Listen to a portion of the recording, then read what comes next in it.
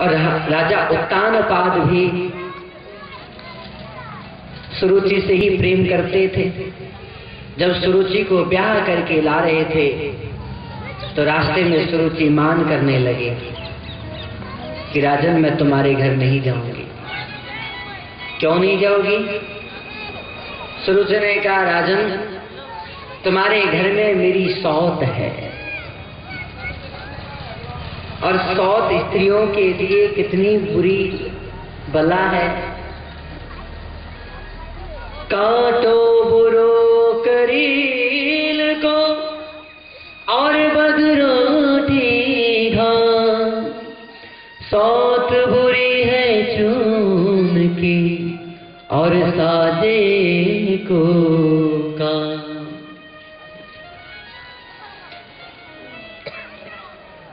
कहते हैं आटे की मूर्ति बना करके माताओं के आगे रख दो और कहो कि ये तुम्हारी सौत है, तो माता उसी से डंडा लेके लड़ने लग जाती।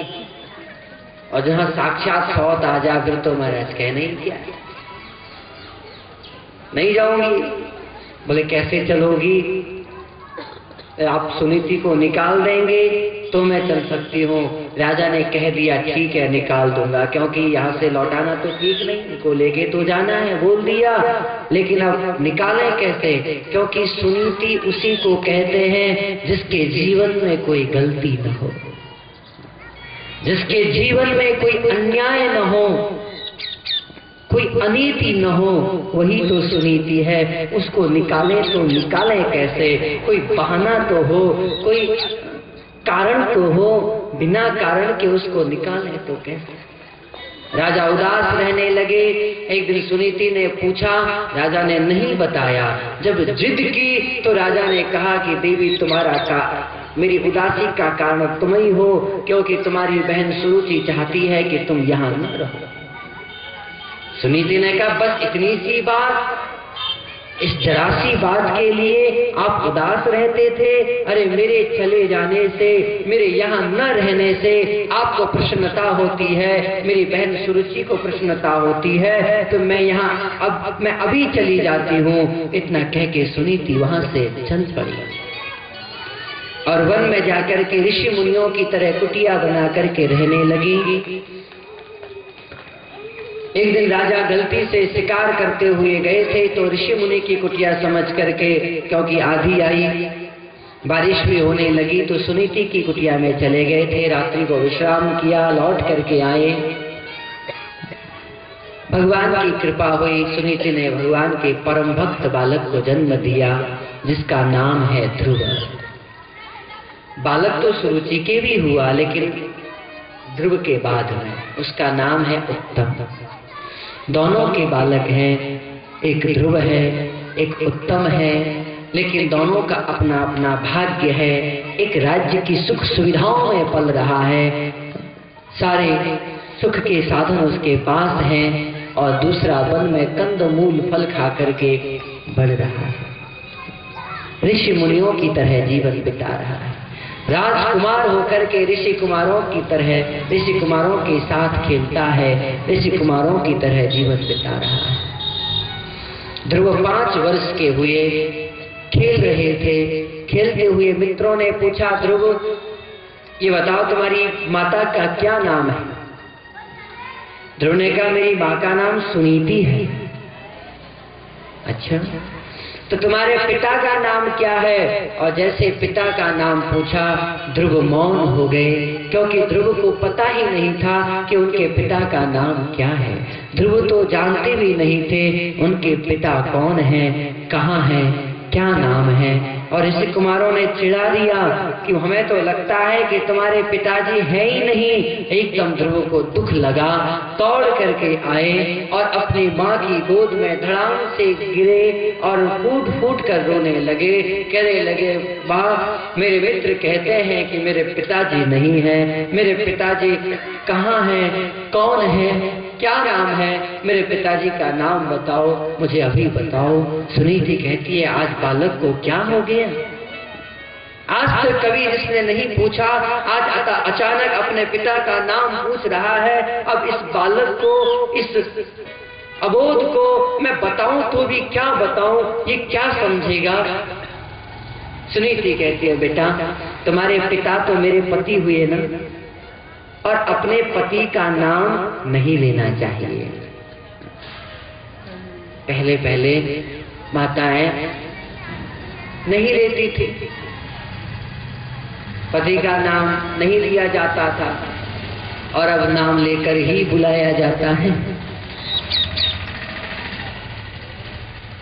और नाम भी महाराज अपने मन से रख दिए जाते हैं, ऐसे ऐसे नाम की सुनो तो हंसी आए। खैर छोड़िए, ये तर्क का विषय नहीं है, नाम लेना चाहिए या नहीं लेना चाहिए, कोई बात नहीं।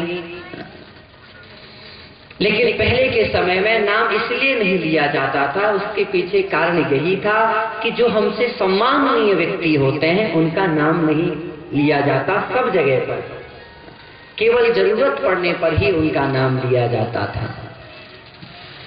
तो सुनीति कहती है,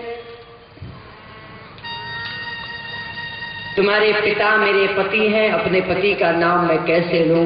ध्रुव ने कहा, माँ अगर नाम नहीं ले सकती, नहीं बोल सकती तो लिख कर के बता दो, मैं अपने आप पढ़ लूंगा। सुनीति की आंखों में आंसू आ गए। सुनीति कहती है, बेटा मैं पढ़ी लिखी नहीं हूं, अगर मैं पढ़ी लिखी होती तो तुझे लिख करके बता देती, मुझे लिखना नहीं आता। तो माँ पता बता दे, मैं अपने आप खोज लूंगा। तो बस इतना बता दे, मेरे पिताजी कहाँ हैं, कहाँ रहते हैं, मैं अपने आप जाकर के खोज लूंगा, मैं अपने आप ढूंढ लूंगा। अब बालहट है ना, बालहट के आगे सुनीति ने घुटने टेक दिए। सुनीति ने कहा, बेटा तुम क्यों घबराते हो, तुम क्यों इतने व्याकुल होते हो, तुम्हारे पिता कोई साधारण नहीं है, चक्रवर्ती सम्राट महाराज उत्तानपाद तुम्हारे पिता हैं। ध्रुव को सुनकर के एकदम आश्चर्य हुआ, माँ क्या मैं राजा का बेटा हूँ। हाँ तुम राजा के बेटे हो।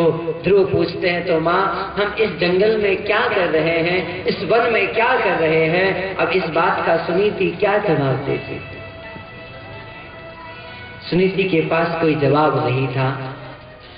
ध्रुव ने जैसे ही सुना मैं राजा का बेटा हूँ, दौड़कर अपने मित्रों के पास गए और कहा, तुम कहते थे मेरे पिताजी नहीं है, चलो मैं अपने पिता के दर्शन करा के लाता हूँ। अपने ऋषि कुमारों के साथ, मित्रों के साथ खेलते हुए ध्रुव गए, राज दरबार में पहुंचे और अंतःपुर में सीधे चले गए, क्योंकि ब्राह्मण के बालकों को राज दरबार में रोका नहीं जाता था। सीधे पहुंच गए और जाकर के सभी ऋषि कुमारों को जब राजा ने देखा, छोटे छोटे ऋषि कुमार, राजा ने उठ करके सबको नमस्कार किया। और वो भी ऐसे जो पेट से ही आशीर्वाद देना सीख के आए हैं। कोई कहते हैं धनवान भव, कोई कहते हैं पुत्रवान भव, कोई कहते हैं यशस्वी भव, कोई कहते हैं कीर्तिमान भव। अंतिम में ध्रुव को भी नमस्कार किया राजा ने, लेकिन ध्रुव मौन खड़े रहे, ध्रुव कुछ नहीं बोले। राजा ने कहा, आप क्यों नहीं आशीर्वाद देते हो। सबने आशीर्वाद दिया। ध्रुव ने कहा, आशीर्वाद देना ब्राह्मणों का काम है, मैं क्षत्रिय का बालक हूँ, मैं कैसे आशीर्वाद दूं। राजा ने सोचा, एक छोटा सा बालक और इतनी तेज बुद्धि इतनी प्रखर, तुम कौन हो, तुम किसके बेटा हो। राजा ने पूछा, अब ध्रुव क्या जवाब देते इसका। कोई और पूछता तो शायद ध्रुव कहते कि मैं उत्तानपाद का बेटा हूँ, लेकिन जब उत्तानपाद राजा स्वयं पूछ रहे हैं तुम किसके पुत्र हो, तो ध्रुव क्या जवाब देते इसका। ध्रुव कुछ नहीं बोले। एक वृद्ध मंत्री थे, उन्होंने कहा, राजन आपने पहचाना नहीं, ये आपके ही तो पुत्र है। अरे आपका ही खून है, सुनीति नंदन ध्रुव है। कहते हैं न खून खून को पहचान लेता है।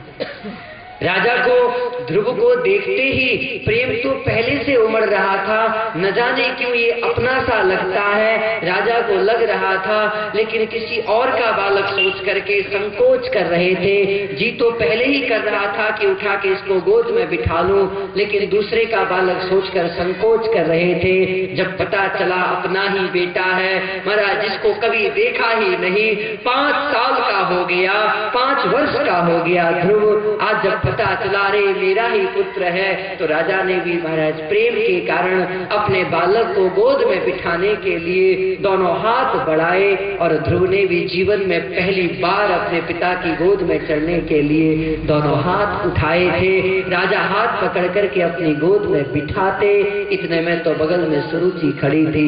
सुरुचि ने हाथ पकड़ा ध्रुव का और झटका दे दिया। खबरदार, राजा की गोद में चढ़ने का दुस्साहस तुम कभी अपने दिल में मत लाना।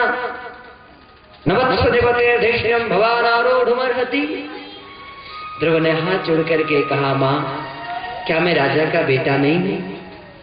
अरे तुम राजा के बेटे तो हो, पर मैं तुम्हें कैसे समझाऊं, तुम अभी छोटे हो, तुमने अन्य स्त्री गर्भ संवृतम, तुमने किसी और स्त्री के कोख से जन्म लिया है। अगर तुम राजा की गोद में चढ़ना चाहते हो तो एक उपाय है। ध्रुव ने हाथ जोड़ के पूछा, मां क्या उपाय है, मुझे बताओ, मैं अवश्य करूंगा। उसका एक ही उपाय है, तुम वन में जाओ, तपस्या करो, जब तुम्हें भगवान दर्शन दें तो तुम भगवान से कहना कि मुझे सुरुचि की कोख से जन्म मिले, तब जाकर के तुम पिता की गोद में, राजा की गोद में चढ़ सकते हो। कहना चाहती है मर जाओ, क्योंकि बिना मरे दूसरा जन्म हुआ है कभी? कहना चाहती है मर जाओ, लेकिन ध्रुव ने सोचा क्या हुआ, विमाता ही तो है, कुछ कह दिया कोई बात नहीं, शायद पिताजी गोद में ले लें। और आज बड़ी आशा की नजरों से पिता की ओर देखा था, लेकिन पिता तो सुरुचि के डर से अपनी नजरों को झुकाए बैठे थे। ध्रुव को बहुत रोना आया। एक समझदार बालक होने के कारण ध्रुव समझदार थे, इसलिए वहां रोए नहीं, क्योंकि ध्रुव ने सोचा यहां रोकर के मैं किसको दिखाऊं। रोना वही चाहिए जहां हमारे आंसुओं का सम्मान करने वाला कोई हो। जहां आंसुओं का सम्मान नहीं, वहां रोकर के किसको दिखाओगे? क्या जरूरत है रोने की?